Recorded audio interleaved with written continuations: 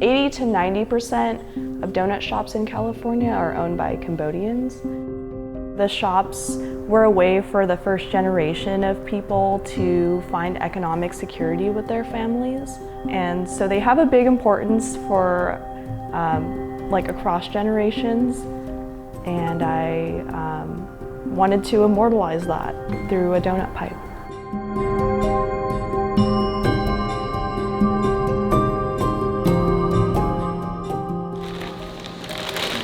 I'm Vanndearlyn Vong. I'm a first-generation Cambodian-American. I create ceramic donut pipes.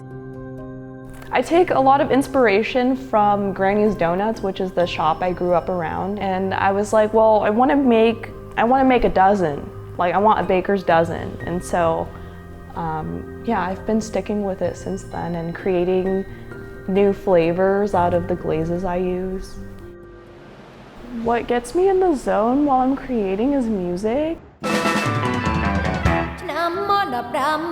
I listen to Cambodian rock and other oldies, and that helps me retain the language as I continue to create.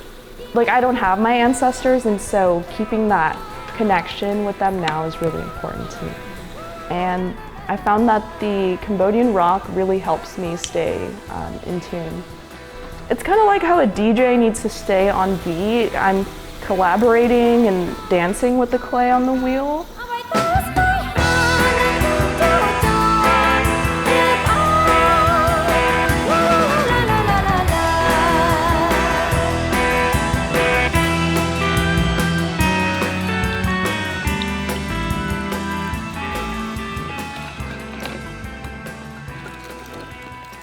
I got started in ceramics about a year ago, and the purpose was to start fundraising for the Long Beach Southeast Asian Anti-Deportation Collective. 40% of those proceeds go to the collective. I think since I was young, I've had an interest in politics because as a Cambodian person, I felt like we're just not represented or known. And then after working on some political campaigns, I was aware that ICE was going to ramp up deportations in, I want to say like 2018, and I wanted to find a way to use my art for a good cause.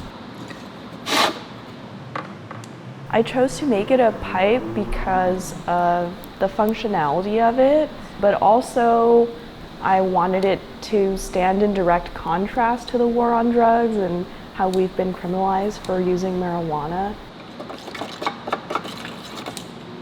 The characteristics of Cambodian ceramics. There's more of a focus on the form itself as opposed to the glazing, and then connected to that, getting to the form through multiple techniques. So they might create something on the wheel and then detail the surface by hand. And so it's a lot of surface decoration and manipulation of form and combining techniques from the wheel or off the wheel. I feel like I'm kind of swimming like back to my roots or finding them again in terms of the techniques that our ancestors were using. It gives me a glimpse into what our way of life might have been before colonization. It's now become a lifelong journey, and I'm very humbled and grateful to learn from the clay and learn how my ancestors were working with it and imagine what their way of life might have been and how working with clay might have been healing for them. I'm Vanndearlyn Vong. I am an artist who works with clay and also an organizer.